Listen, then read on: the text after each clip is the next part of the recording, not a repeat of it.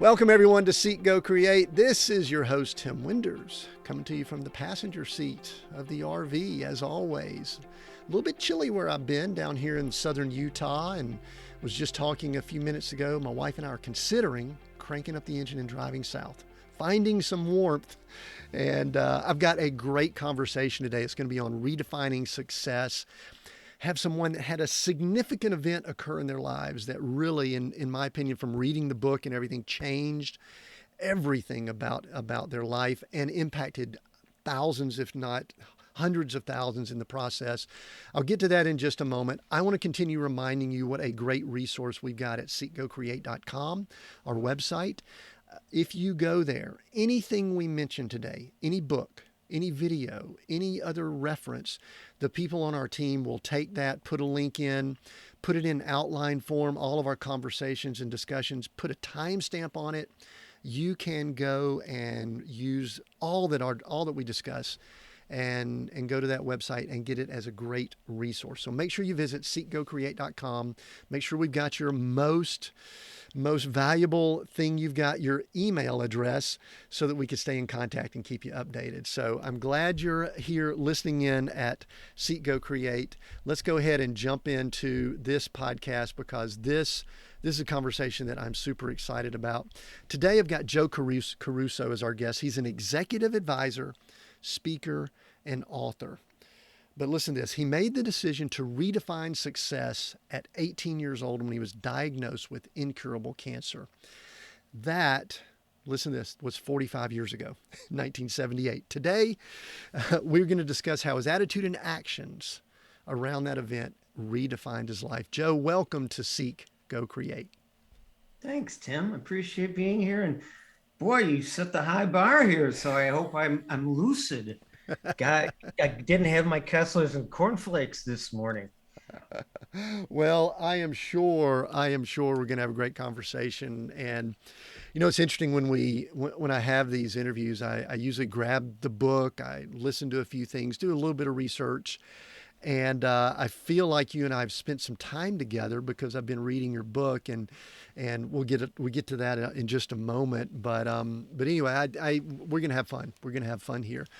First question though, before we dive in, I gave an abbreviated bio for you, and what I like to do is almost treat this as a conversation, as if we bump into each other somewhere. And if I ask you, Joe, what do you do? Or someone asks you that question, what do you typically tell people?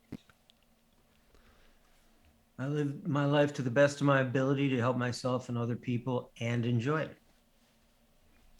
So I've been studying for 5 hours a day, 5 days a week since diagnosis when I was 18. And just so your listeners and viewers aren't nervous, I lived.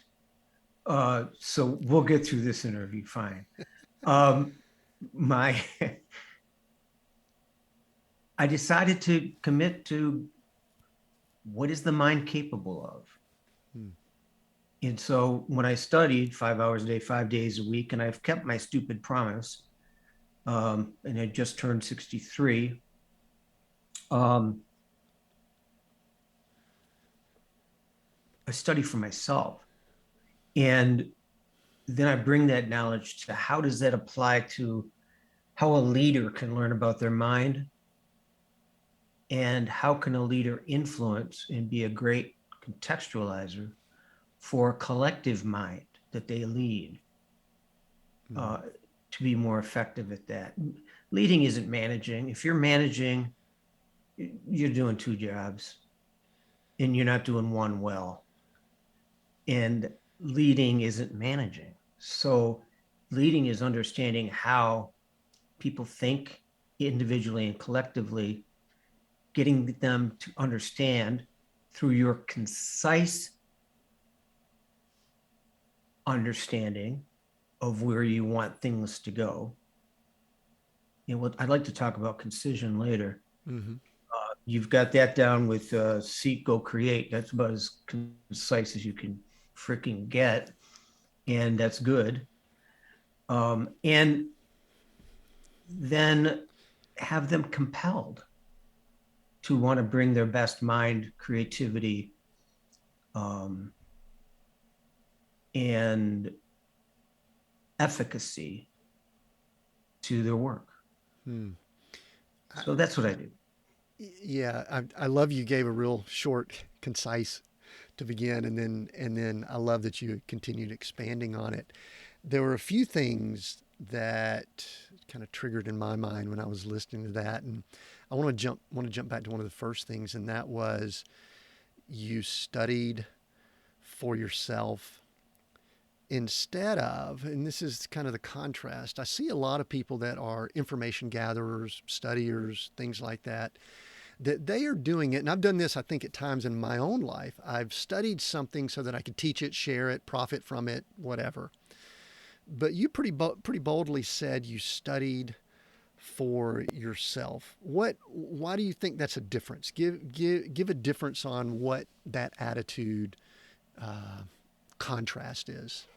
Let me contextualize it this way. I hated book reports in school. Why would I do it now for a choice? Yeah, why would you need to do that? Now AI can do it for you, right? Well, what I try to do is learn about myself so I can bring a better self to the game. Um, that's what a professional does. I don't want to read other people's work. I'm not an aggregator. I'm Mm. a writer. I don't read self-help books because I don't want any of that stuff appearing in one of my books accidentally to be then called, someone who just crips other people's stuff. No, that's a good game for some people. It doesn't pay very well for the most part, and I don't want to take a pay cut, Tim. You doing pretty well up there on your island in Michigan, huh? Yeah, pretty well. So Not as you're well as the deer that eat all the foliage, but yeah. I'm in an RV in southern Utah and you're on an island up in Michigan. I'm not sure who's in a different or better position, but we obviously are both a little bit different than the masses, it seems like. I think that's a very good thing to say. Everybody's shouting how unique they are because of their reactionism to something, or reactivism to something. We're all the same in terms of there's a lifespan. We bleed red. Nobody bleeds purple. Um, if my elbow hurts, I go to an elbow doctor and he doesn't say, geez, I've never seen one of these before. Uh, we have a lot of commonality in our humanness. But in our minds, we have a unique experience. You're the only person that when you look at through your eyes, you don't see the color. All the rest of us see the color of your eyes. We can't see how you define things. I just talked about a deer, and I mentioned this in my new book.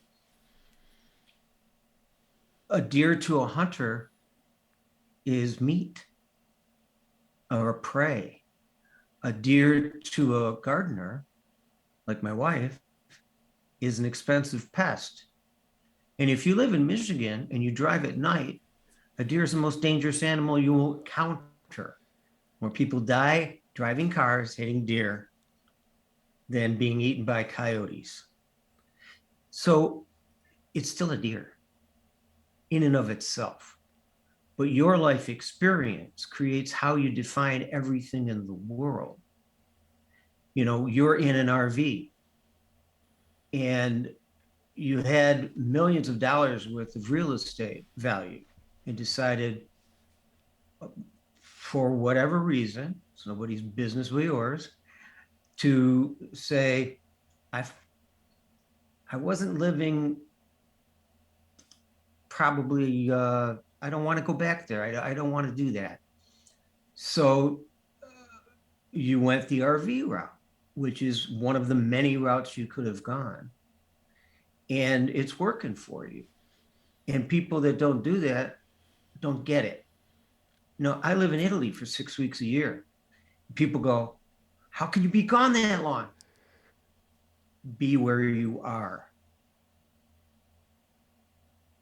Yeah. Be where you are and be who you are.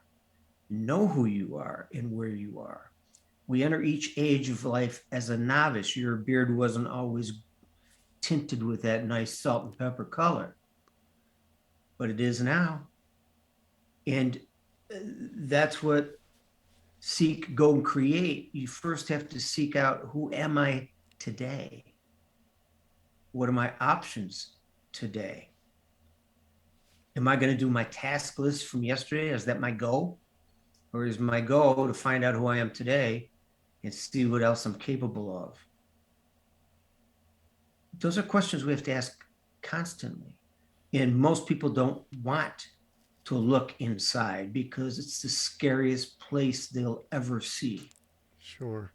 Joe, one thing I'd love to do, because I think there's so much value that you can bring to someone listening in that's asking those questions and needing to ask those questions. But I do want to go back to 1978. Was that the year? Did I read that? Do I remember that correctly? You were in college, and incurable cancer. I don't even know if I'm not belittling it. I don't know if I want to go into the details of the medical situation, but Yeah, let me share that. share that quickly because there's some questions I've got that you just brought up that I want to go back to where you were at that time, and then I Okay. want to tell you what was nagging at me the whole time I was reading the book. I So can't go ahead. wait. Okay. All right. So for your audience that hasn't read, Thank you.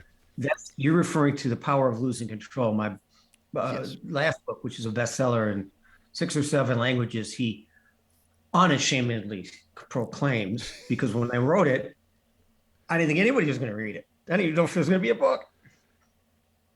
It's sitting right here, typing. 1978, 4 scholarships. I could do an Iron Cross on the rings. I was in great physical condition. My left testicle swelled up, end up in a hospital. They take the testicle. And so, as my pen says, I'm a uniballer. Um, I looked at that one day and I just went, "Oh, that's real. That's God. You got a great sense of humor." So This is you've got a branded. You've been branded. Is that what the? apparently without my permission. Uh, so I end up 4 surgeries, 5 surgeries later, experimental chemotherapy. They said, if you don't die from the cancer, we're going to kill you, because that's how we learn. And they almost did. It was close for a couple years, but I was told, just plan on dying. And then I asked myself, well, why live if you're going to die? I said, oh, I want to know. I want to know potential. I'm going to miss what other people find. Well, I assumed other people found it. They don't. Not most of the time. They don't know how to look. They don't know what questions to ask. And they don't want to see, or seek, will, to use a word that somehow is in my head right now. And I end up cured, and I end up keeping my promise to study 5 hours a day, 5 days a week. And didn't know I'd write a book that would become a bestseller, best-selling audiobook, award-winning audiobook as well. I didn't know I would end up touching millions and millions of lives. I didn't know I'd save lives. I didn't know that people that were considering suicide would send me notes or call me, or uh, I didn't have any of this in mind. I didn't know people would pay me tens of thousands of dollars to speak to 10,000 people at a time. Never crossed my mind. I just wanted to write down what I'd been studying. And for me, just to be more concise, there's that word again. because when you write things, you're forced to put them into the cages of words that contain the idea. You're not, when we think it's not linear, we think it's linear. It's not. So that's where I was in 78. And that's what got me here to this today. So I can't wait to hear what was lingering in your mind or niggling at your mind while you were reading that. So here's my thinking, and this falls under the hypothetical questions that probably have no answer, but they're fun to think about and meditate on. And that is, in 1978, there was obviously what I like to call a catalytic event, an event that occurred in your life that changed the course of your life, I believe. Would you agree with that? I mean, is that sort of 100%. yeah, because it's part of the story. Part of my story is the downfall in 2008. The businesses we had were gone a few years later, and so it forced some things on me, and I do believe that significant change occurs with most people on the brink of something like that. And so the thing that was nagging at me, not nagging, that might not be the right word, I'm just curious. I'm actually more than curious, is if you ever put some thought into what would Joe be like? What would your life have looked like? Absolutely. Had it not been for that event? And I know it's totally fictional. However, give me some thoughts, because you've obviously, you're a deep thinker. What have your thoughts been like? Cancer, horrible. Chemotherapy, horrible. Bad stuff. There's nothing good about that except who you are today, which is pretty powerful. Well, they gave me more than twice the dosage that they thought a human could handle, because they had to find out what's the highest level dosage a human can handle. So when I said I could do an Iron Cross in gymnastics class, that's one of the things that got me through. I believe in God, so I believe that had a major impact as well.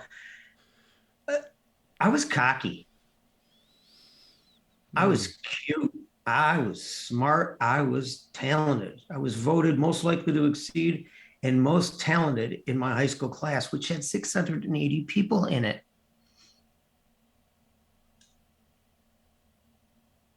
I wasn't arrogant. I was confident at the highest level. And I got humbled. So that's one of the gifts that I received, was humility. And Tim, I'd like to share with you and your audience, we don't pride ourselves to our lessons. We humble ourselves to our lessons. And so if that's the key, and it's true, which it is, we can extrapolate or logically move to the next step, that humility may be the key to learning. And you got humbled in your business. I got humbled with my health in my life. And someone last week in an interview, I do about 3, 4, 5 of these a week. I guess I'm always fascinated by the questions that someone's going to ask me, because the ones that I accept to do never give me too much of a heads up of what they're going to ask me. It's not as much fun, because we want this exchange, and I think that's what people would like to see too. So last week, it was a Thursday, and they said, Joe, does somebody have to have a cataclysmic event to be able to have the kind of transition that you had? It wasn't a shocking question. I've been asked the question many times. But the answer is, and I'll leave out the F word on this, absolutely not. Because Too many people have been so successful and made major changes in their life without a cataclysmic event that odds, just look at the numbers. No, reality has proven no. You have a story to tell. I have a story to tell. Would I be the same person, to get to the end of your question? No, I think I'd be much taller and I wouldn't be going bald for the third damn time. But I am going bald for the third time. This is the last one, by the way, Tim. Third time's a charm. But I wouldn't have learned the level of humility, the hunger and curiosity I always had. Always, since I was a little kid. I was always the one that asked why 17 times until the parent went, shut up, go play with something. So the answer is, who would I be? It's complete conjecture. I wouldn't be as smart. I probably wouldn't have done so much self-exploration with such intention. I would have done it, but not with a level of compelling intention that I have today. I'm one of the most, people say, I hear it all the time, and it's very nice. No, you're so smart and you're a deep thinker, as you said earlier, and this conversation, and it's all, I'm honored by it. But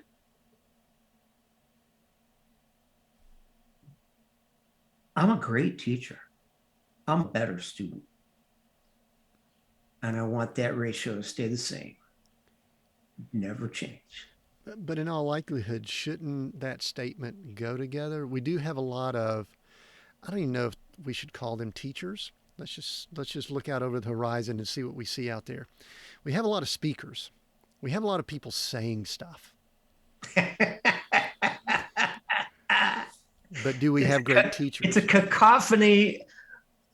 It's a cacophony of advice here in America.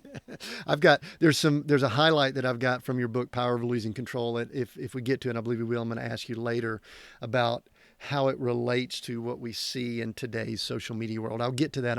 This is me baiting you and the audience to say we'll get to that in just a moment, because I think it's going to be powerful to talk about it. You're teasing me. I am, but I've got to ask this first, because you brought up the word humility, and we were having this discussion about significant change in people's lives, and is it from a catalytic or cataclysmic, whatever the word, a big event? Or is it from someone making a decision and deciding to make a change? And to me, that word humility is what makes that distinction. What are your thoughts? That's why I love these conversations. I get to have these, by the way. My clients call once a week for 1 hour a week, and we talk about anything. That's the entire syllabus. And it's a back and forth like this. It's called free association in a psychoanalytic framework. So what did I think of when you asked me that question? There was an artist named Ricky Lee Jones. She had a best-selling hit in 1978. Chuck E's In Love. She saw him down at the Parentageous, if I remember the line. And I do remember the line, because I didn't know what the hell a Parentageous was and had to look it up. A pop song taught me a word. How good is that? And in that same album, she writes another song. It never made the radio. Album was produced by Phil Ramone, by the way, who also produced The Stranger by Billy Joel. I have more useless information. If you ever need useless information, I'll be your lifeline. So in that line, she writes a song. And she says, you never know when you're making a memory. It's a throwaway line in the middle of the song. It's not a title, it's just in the middle of the song. So to a mall, a shopping mall. We have a lot of those in America that are now abandoned, for those in your 25 other countries. And I do listen a little bit, but I see a young lady coming across the parking lot from the Ritz-Carlton, and two guys, and they're going to go into the mall. And I recognize her. Her name was Susanna Hoffs. She was the lead singer of the Bangles, an 80s band, Walk Like an Egyptian. And I said, hey, how you guys doing? She says, great, how are you? I said, great, thanks for your music, really love it. What are you doing in town? She goes, oh, we have a concert. I said, cool. She said, is this mall any good? I said, there's a couple good stores. I'll take you in and show you kind of around a little bit, and then you're on your own. And they loved the fact that I could just talk to them. So we had a nice conversation. Just as Susanna leaves with her two bandmates, a guy comes up to me, and I'm in the men's underwear department. Okay. I'll go with it. Hi. He goes, how are you? A little more enthusiastically than I would have preferred. And I said, great. How are you? And he says, good. He goes, you played in a band. I said, yes, I'm a recovering musician. My name is Joe. And he laughed. He says, you played my wedding 20 years ago. Because we started playing weddings I was 15. We couldn't drive. My uncle drove the van, dropped us off, picked us up at the end of the night, and got our equipment. 4 brothers. And I said, oh, are you still married? He said, yes. I said, good band. And he laughed. He said, I saw you speak just a couple of years ago, and you said, you never know when you're making a memory. He said, but that's not what I really remember. What you made me think of with your words was different. He didn't tell me. And he left. His wife called him, so he was an abrupt goodbye. So my answer to your question is, you never know when you're making someone else's memory. Keep that in mind. So, all right. So the next thing that's intriguing to me, and you brought it up at the beginning also, was this rhythm that you began, which is, we'll say, studying for 5 hours a day. Sure. But a few minutes ago, you also said that you don't necessarily read self-help books. So No. when one studies 5 hours a day, and you kind of inferred that you're still doing that, is that correct? You still a studier? There's many ways to study. Books is one. Right. So that was my question is let's go backwards. What did that study look like then? And then contrast or bring it up to current. What does 5 hours of study look like today? And here's the reason I bring it up. This is a little bit of my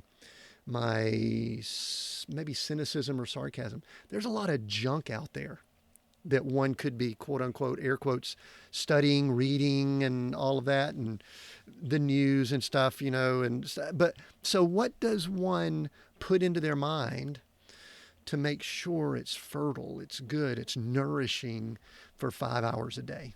So there's a lot to that. I'll just give that to you and let you respond. It's a lot of fertile ground. I'm going to see if this works. I'm not sure it's going to. I'm going to see if I can move this screen a little bit. Yeah. Okay. To the bookshelf. To the bookshelf for the one that's listening in. I saw a big glimpse of it there. Yes. Yeah, there's 8 or 9 or 10 of them in the house. But I'll share something with you. I've only done one time in a video. I'm going to disappear for 1 second. Absolutely. So while he's doing that, I'll walk the audience through. He is getting out of his leather chair, going over to the bookshelf. So I've provoked him with a question that forced him to get up and move. Thank you for my daily exercise. You got about 10 or 20 steps in right there, right? Exactly. And I could pinpoint almost where I have this mind that is amazing. I've worked with some clients for 20 years and I could tell you our first conversation. And they like that because it means I cared enough to remember. Hmm. And that's important. Yeah, I don't remember what I did. I don't. What's the neighbor 3 houses down? I don't live in a neighborhood. It's an island. But what's it? I have no idea. Carol, my wife would say, well, you met them. Didn't care. They weren't interesting, I guess. I don't know. But the first book I read and my commitment is in my home. It's called The Story of Philosophy by Will Durant, one of the most famous philosopher and historians in modern times. I have a signed book from him from 1924, collector book. But in this, he goes through from Aristotle to Schopenhauer. He goes through all the great thinkers of the Western world. And I picked this book, which you could tell is a little bit worn, because I wanted to learn not just how to think. I wanted to learn the simple, common, timeless human truths. 5 words. Concision. I wanted to learn not just what one person thinks. Descartes, I think, therefore I am. I wanted to learn how one thought can get expanded and augmented over time as other minds meet the idea. And I learned more about myself in this little book at that point in my life than I'd ever learned. And I got addicted. And I know addiction is a bad word, but if it's a good habit, it's a good habit. If it's a bad habit, it's a bad habit. And studying is a good habit. And I'd rather, look, I love a good party. I love to cook. I love throwing dinner parties. I'm really good. I've cooked with James Beard award-winning chefs in my own home. I'm not kidding. I can cook. I'm pretty good at music. I'm a great student. So the cacophony that's out there needs to have a filter, which is contextual. By what context do you view something? Now, to quote Will Durant, being that we're on the subject, and you started it, is that there's a difference between a cynic and a skeptic. And I read this in 79.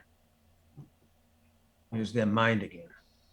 Or I just made it up and tell myself I'm right, which is narcissism. And I can't argue with you. So it's like, yeah, okay, wow. Yeah. He's razor sharp. Prove me wrong. Prove me wrong, bitch. But it's I'm not going to paraphrase. I'm going to try and quote it.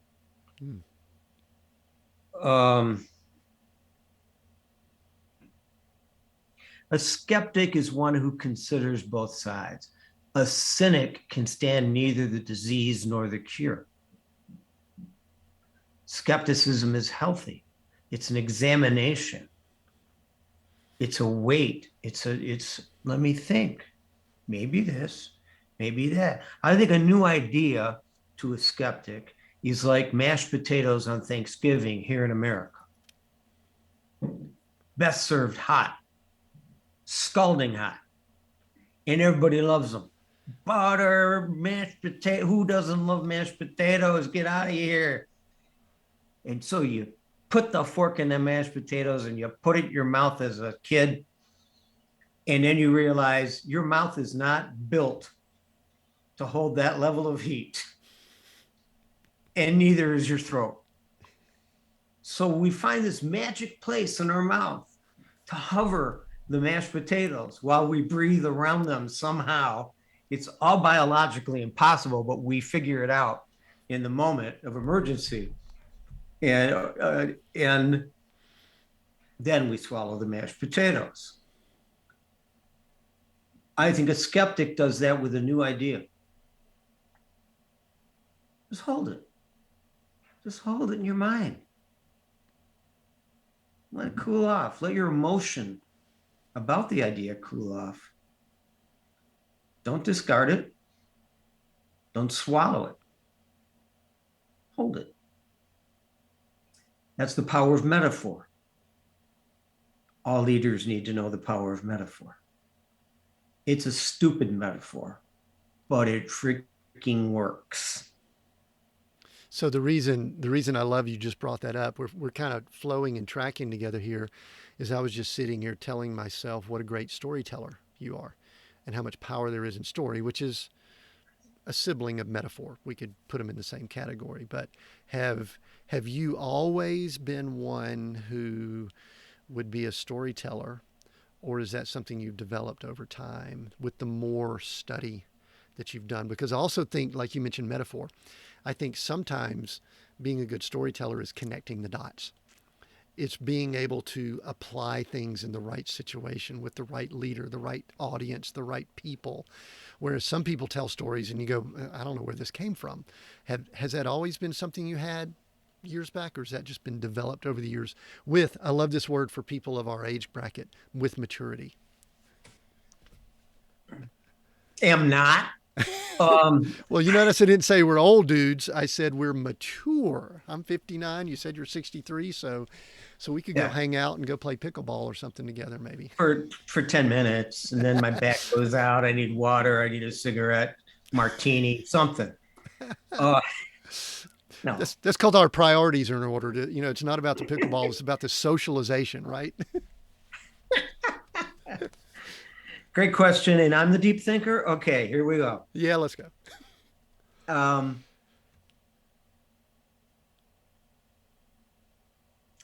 start with the genesis. I'll end with a story. That should be a complete answer. That will be acceptable. We will accept that as an answer. Thank you. I hope I just win the contest. We would go to my mom's family's house, and they'd invite friends over. And my father's name was Mickey. You'll see the story. The last story in the book is about Mickey. It's quite moving. He was my best friend, my mentor, my teacher, great trumpet player, great guy. Worked at Ford Motor Company, blue collar, and then went white collar. Just a good man, but very fortunate because you don't get to pick your parents. And well, metaphorically you can, but not biologically. And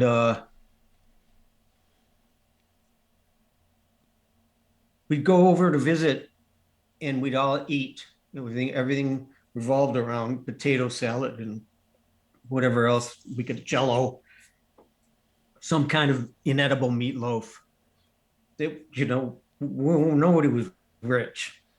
And at the end of the day, my cousins would take me in and we watch this fuzzy black and white TV, and I get bored because hockey was on and I couldn't see the puck because the TV was just too crappy. You put foil around the antenna. I don't think that worked. So I would go in the kitchen where the adults were, and everyone would be around my father, and he would be telling stories or jokes, and everyone loved him.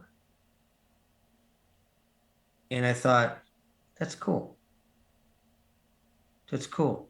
You know, I had braces and a brush cut. I was not cool by definition to everyone who had a voice in school. I wasn't cool till high school. And even then, I think it was just a snow job, kind of like the TV. But so I listened. And one night I was laying in bed reflecting 30, 40 years ago, 40 years ago. And there's a time, Tim, I never thought I'd say 40 years ago with such cavalier attitude, but apparently I can. It seems like just yesterday. It was just yesterday, 40 years ago. Yeah. I can't remember what I had for lunch, but I was laying there and I thought, I've got 5 mentors in my life. I contextualized who these people, why they were important. And I decided they're what I call in my new book, great contextualizers. We think in story, you were right on the money, and this is in my new book as well. We can't understand one thing in a vacuum in our mind. We have to say, compared to what? Different from what? By how much? And when you put enough things together, you created a story. The story is the connection between the dots. My new book, coming out in the spring, shameless plug, everyone needs to read it. It'll change your life, is called Narrative Wins. Narrative wins because we're the stories we tell ourselves we are. Now, the easiest and biggest lies we tell are to ourselves about ourselves. That shit you got to cut through, and that's a whole different thing. That's studying, that's introspection. But we are the stories we tell ourselves we are. And that determines what we like and don't like, decide is good or bad, long before we hold the mashed potatoes of an idea hovering in our mouth. And that's the birth of cynicism. Oh, one more thing. Sure. If I can. A narrative doesn't have to be long. So I want to get to concision because I've been teasing that. The old story about Hemingway. He's trying to teach a writer to be more concise, a sports writer, because that's where Hemingway's background was in. He covered the bullfights in Spain. And he learned concision, either because his mom made him take violin lessons or because he had to pay per word for the reporting that goes back to the United States about the bullfight, or both, or more. But he was a very concise writer. And I recently went through a study group with a bunch of psychoanalysts, and we had to read, they said, Old Man and the Sea. I said, geez, I lived through that once, man. It's brilliant. It's like Aristotle's Poetics. He got smarter since I was 20 years old, somehow magically. So concision, he teaches this kid. He says, pick a number between 1 and 10. Kid says 6. He says, okay. For sale, baby shoes, never worn.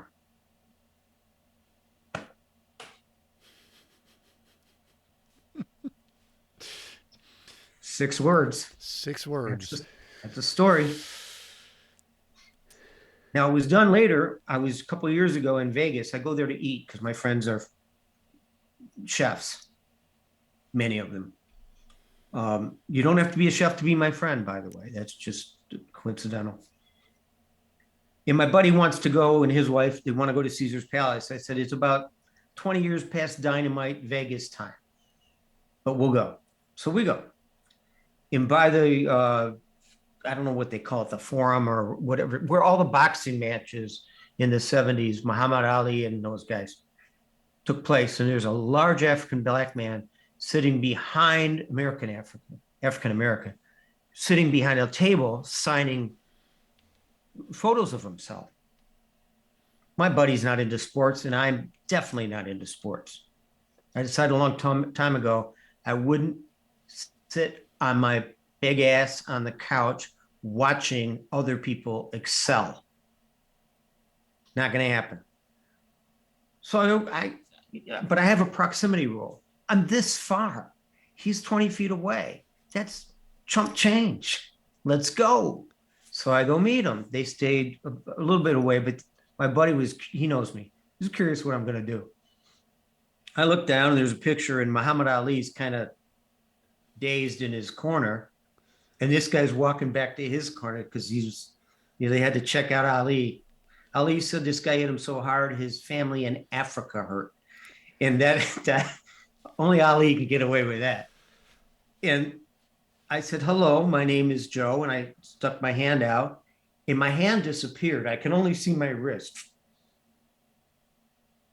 This guy's built to fight. He's a minister today. He said, my name is Ernie Shavers. I said, well, Mr. Shavers, I'm going to buy 2 8x10s, please. But I have 3 questions. Do you mind? He says, no, we have time. What are your questions? About the fight? I said, I don't know anything about boxing. I don't even know who you are. I apologize. I'll go home and I'll YouTube the fight, which I did. I said, 3 questions about that night. You show up here and you're the unknown. You're the contender. They introduce you first. Muhammad Ali is the most well-known sportsman of his time worldwide. Nobody more famous in sports. I said, you enter the ring. What was the first thing you thought of? That's question 1. He said, my benefactors, they were all in the front row. I didn't want to disappoint them. Wouldn't have thought of that. I said, okay, number 2. It says here, there's a document that was right on the table, really big letters, I could read it. And it said, you have on record the most powerful left hand in boxing history. Did you hit him with your left? He goes, yeah. I said, are you one of the few people? How many people knocked him down? He goes, 2 or 3. I said, okay. What round? He says, 2. There's 12 rounds in boxing for people that don't follow it. I learned that. I said, so this picture has you walking back to your corner while they're asking him if he knows his name because you rung his bell. Then he gets up and they resume the fight, which goes the full 12 rounds, by the way. And I said, he's a talker. He can't help himself. He creates stories, float like a butterfly, sting like a bee. He creates concise stories that stick in people's minds. I'm pretty. I'm so pretty. That's taunting for a boxer to say that to somebody who's going to punch him in the face. That was well thought out. No accident. I said, so he had to have said something to you when you touch gloves again. What'd he say? He says, no one ever asked me that, but you're absolutely right. He couldn't wait to say it. He said 2 words, I'll never forget them. I said, what were they? Not tonight. In 2 words, talking about concision, he created a narrative. He didn't say to Ernie, good luck doing that again. He didn't say that didn't hurt. He didn't tell him something that wasn't true. He just said, okay, you could probably kick my butt someday, but not tonight. 12-round fight, buddy. Not tonight. And Ali won by a decision. That's the power of story. Narrative wins. And quintessential leaders tell the right story to the right person at the right time and the right way for the right reason. And you have to be empathic to be able to do that. You can't just do it out of ego. So, a few things. Number one, pretty powerful story. The thing that came to mind was, I think the quote might have been attributed to Tyson, is something like, something doesn't start till somebody gets punched in the nose, or you find out who people are when they get punched in the nose. I think we found out that was interesting with that story. Yeah, something like The character of Ali, we find that out, and he could have limped back to the corner, but we kind of saw the character kind of rise up there. Joe, the question I've got, and obviously you're writing about this, so people need to get the book, but I was thinking about in the kitchen with your father, storytelling, and my guess is the years that you were talking about would be probably the early 70s that would have been occurring, if I'm guessing correctly, or maybe late 60s. I would think that's right. Yeah. And I want to fast forward 40 years. We're going to say 40 plus years. And I want to ask, do we have a net gain of people that have that skill and ability today, or do we have a net deficit, or is it the same? And then my last follow up to that piece is, how can people learn that? If it's, because I also thought, talking about concision, I thought of 140 characters on Twitter. I'm thinking about what we see on social media, which to me is not necessarily storytelling. To me, it's just information dumping, and many times it's arguing. But where are we at? Are we doing good? I know you work with people. Are we doing poorly as a culture, society? And how does one get better if they're not good at it? We're not reading as much, so we don't understand story because we're not experiencing story. O. Henry was one of the best short story writers in the country, and most people under 40 don't know who he was. We're not giving the why behind the what. I'm trying to put my finger on who said it. I don't think it was Bertrand Russell, but my Rolodex has a glitch in it right now in my head. That's for all the older people out there, that reference. We'll put something down in the notes to explain what a Rolodex is. Yeah, that's probably a good idea. It's something people put a lot of blank cards into to make them look important. Look, I know all these people. It's pre-Facebook. That's all it is. The fastest way to unite an uncommon people is a common hatred. And so we'd rather cast a shadow, which comes from an old black and white movie, by the way. Whatever that term is that they're using now on TikTok, paddywhack, give the dog a bone. That we'd rather show somebody, they call it virtue signaling today, how good we are based on how bad somebody else is. Kids in 7th grade that made fun of me didn't do it because they didn't like me. They did it because they wanted to look cool. And the only way they could look cool was by pointing out something that wasn't cool. Therefore, I'm not. As Descartes, I think, therefore I am. You ain't. So therefore, I could be. And we're stuck in that. So that's the first part of your question. How do we get better at it, I believe, was your second part. Or I just re-remembered that in my mind from some dream I had last night, which is possible. Learning about your mind, if we think in story, which we do, and we are the stories we tell ourselves we are, then the more you learn about your mind, the more you understand how you contextualize things. You see things in the context of a story. I'm a hunter. That's venison. There's a story there, but who's it based on? You. Every story you have is based on you. Every meaning you create, based on you. So the more you learn about yourself, the more you could do that. I'll tell you one more quick story about my dad. We're in a band. We're about to go on the road, first time, extended road trip, rock and roll. early 80s. Elvis Costello, Beatles, that kind of stuff.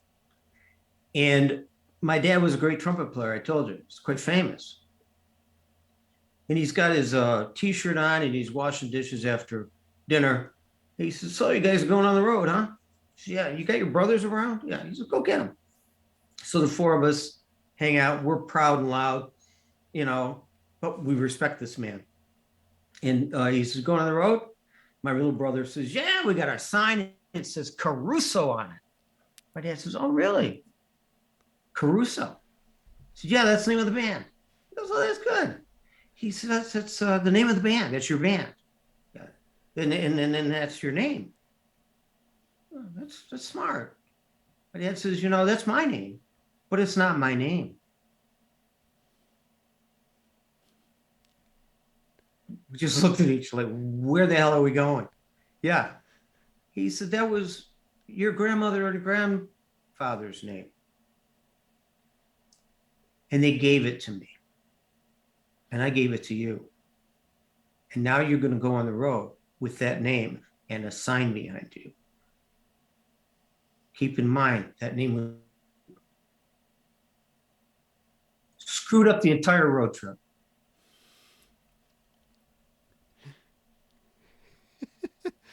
That's storytelling. Yes. That's the great contextualizer at work.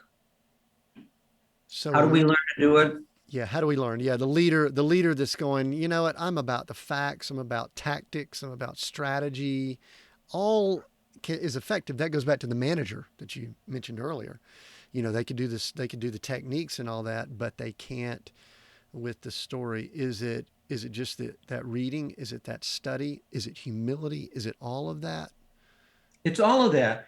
I have to understand why I tell myself the stories I tell myself, and I have to know that some of them are true. Not all of them. Well, they're stories. Stories They're just doesn't mean stories. facts. That doesn't say they're facts.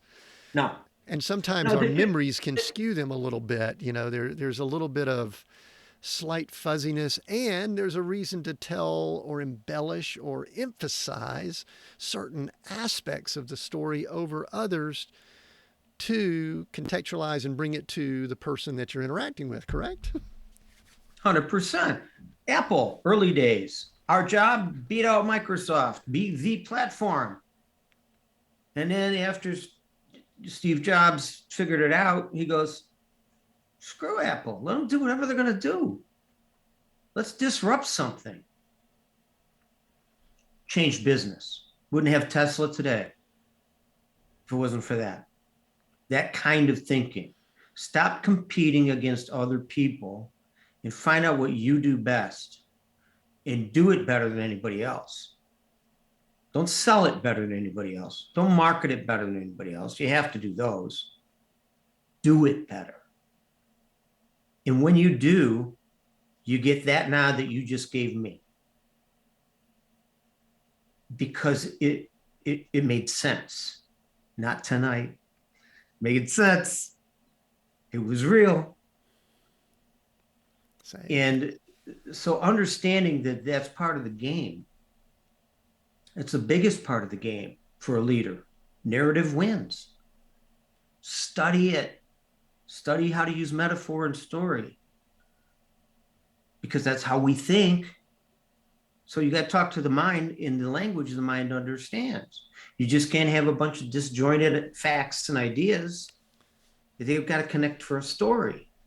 And this means this. And here's why.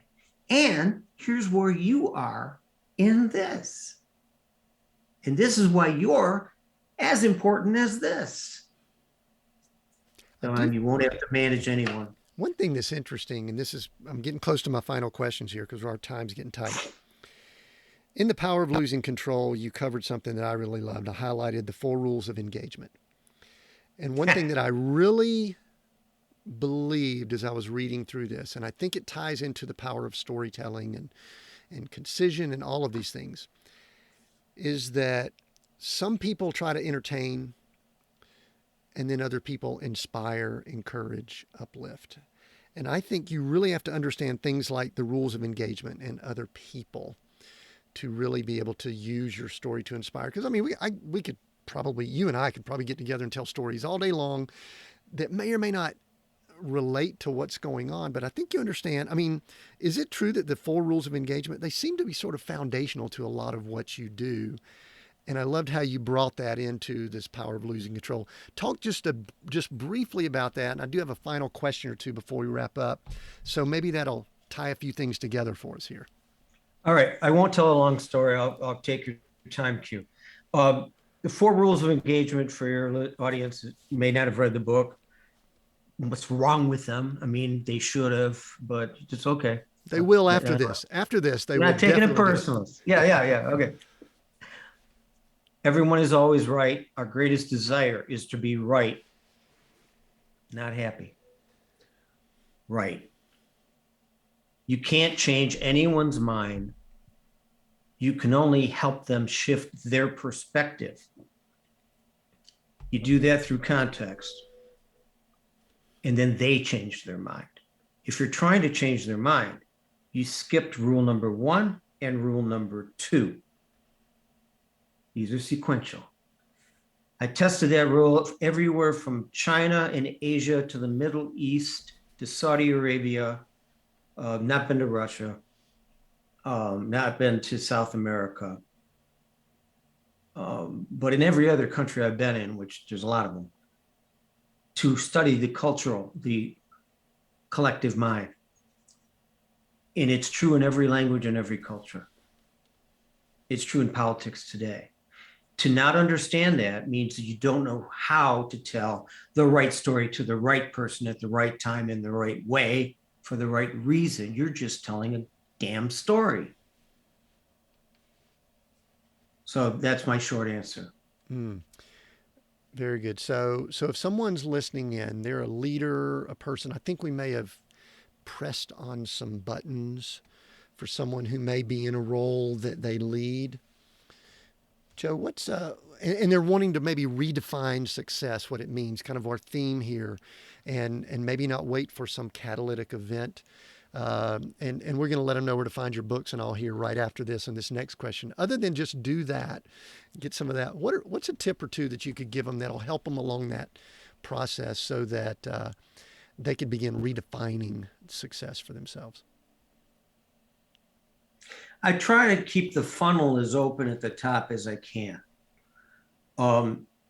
So on my website are a number of blogs, free.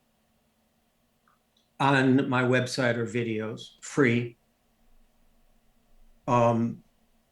If people think they want to talk to me and they qualify, which means they have a budget, because I don't work for free, and I don't let other people set my fee. This is a certain way to go out of business. They can contact the office, which is Caruso, Caruso Leadership, one word, carusoleadership.com. And I'll give them an hour to learn about them. And then they could decide, and I can decide if we're going to work together. Had a couple decide they wanted me to work with them. So I met them at a local restaurant. And at the end of the restaurant, conversation was over. Everybody was fun and satiated, and it was time to go. And they didn't know how to end the meeting. And I said, you both passed the audition. I said, this is a mutual audition. You didn't know that. I won't help people that can't help themselves. I won't try. That's one of the reasons I've never failed. I'm pre-qualified. Very good. So people find you, Caruso Leadership. Is that where you want them to go to connect with you and get all your info and books and things? Good. And if they want to contact us, it's team@carusoleadership.com. Cool. And the Power of Losing Control will include links. When does Narrative Wins come out? I believe we're shooting for end of probably the beginning of May, but that means it's going to be the end of May. Just it's like construction. Good. So people listening in on this episode, I believe it will be releasing before that. They'll be keeping a lookout for that. Hey, Joe, we are seek, go, create here. Those 3 words, very concise about who we are. I'm going to let you pick one of those words that resonates with you more than the other 2, or just is gelling, or you want to tell a story about it or something. Gonna pick one. Last question. Seek, go, or create. Which one and why? We'll tie it into what I think summarizes a lot of this brilliant conversation, which I really enjoyed. Thank you. You're good at what you do. And thanks for sharing it with people. I know you're doing it for your mind, but you're sharing it, and that's a gift. And it's not easy to do. There's work involved. So I appreciate you doing that, Tim. Seek. From the person who's studied 5 hours a day for now 40 plus years. Yeah. But seek here. Then you can see there. Very good. Joe Caruso, thank you for this conversation. I've enjoyed it. You and I could probably get together and tell stories and chat for a long period of time. If you've listened in on this, make sure you go and grab his books, keep a lookout for his new book, and find things he's doing. I think if we discuss redefining success, which we do here for leaders, business owners, people in positions like that, this has been a fantastic conversation that has nudged people, if not forced people, to think more about that. We have new episodes every Monday. Make sure you are subscribed and following and all that kind of stuff. Until next time, continue being all that you were created to be.